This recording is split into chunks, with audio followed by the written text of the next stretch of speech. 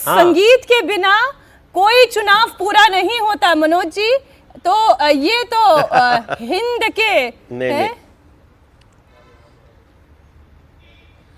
नहीं भैया, मैं आपको रजत जी और मैं जो अभी आवाज ही सुन पा रहा हूँ, मैं देख नहीं पा रहा हूँ। मीनाक्षी हैं, शायद मीनाक्षी की आवाज है। ये भी स्टार हैं, योगाचार्य मीनाक्षी। तो हमने एक गाना गाया था बिहार की प्राइड को लेके, वो पूरे बिहार के लोग गा रहे थे। अरे माटी को सोना करने वाली कलाकारी है जी, हाँ हम बिहारी हैं जी, थोड़े संस्कारी हैं जी, अकेले चाणक्य जैसे 100 पे भारी हैं जी, हाँ हम बिहारी हैं जी। और आज एक लाइन जोड़ रहा हूं कि जाति की दीवार टूटी, हम बिहार के आभारी हैं जी, हाँ हम बिहारी हैं जी, थोड़े संस्कार। बिहार संस्कारी बिहार है रजत भैया, और उसको मोदी जी नीतीश जी के रूप में अपना पसंद मिल गया है। नहीं, इसमें कोई शक नहीं कि बिहार के लोग संस्कारी हैं, बिहार के लोग इंटेलिजेंट हैं, और बिहार के लोगों को जब जब अवसर मिला है उसको उन्होंने सफलता में कन्वर्ट किया है, और ये पूरी दुनिया में इसको लोग जानते हैं। लेकिन बिहार की स्थिति अब जाकर सुधरना शुरू हुई और बड़ा चैलेंज होगा इस नई सरकार के सामने।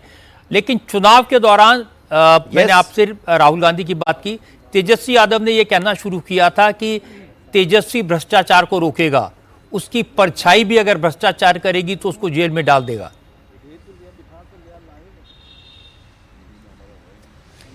भैया क्या है कि जहां हम लोग जाते थे, जैसे ही नौकरी की बात होती थी तो लोगों से आवाज आती थी, अरे भैया खेतवा लिखवा लेगा।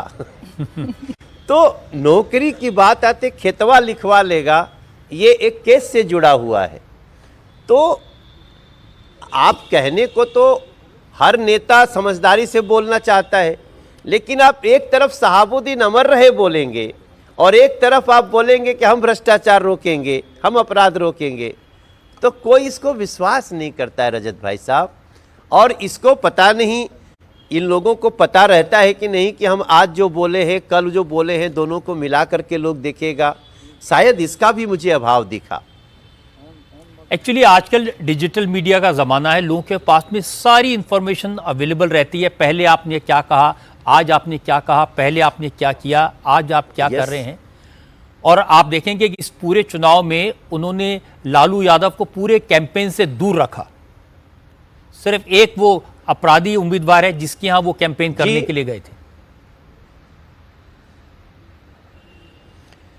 देखिए, एक बहुत अच्छी बात आपने कही कि डिजिटल युग है।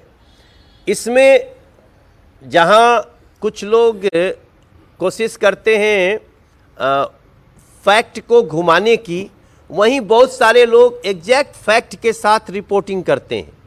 हमने इस चुनाव में रजत भाई साहब आपका एक वीडियो बहुत चलते हुए देखा जिसमें आप कुछ फैक्ट्स बता रहे हैं।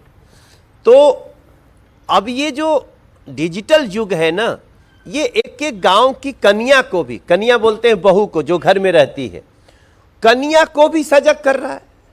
ओकरो पास मोबाइल बाटे, वो धीरे से देख लेती है, ओकरा बहरे जाके मार्केट में थोड़े सुने के बाद भाषण कोई के। तो ये जो डिजिटल युग है, इसका बहुत सकारात्मक उपयोग हो रहा है। लोग, जैसे आपके चैनल पे हूं इसलिए नहीं बोल रहा हूं, मैं एक पत्रकार के रूप में कई फैक्ट को चेक करने के लिए रजत शर्मा जी की रिपोर्टिंग देखता हूं।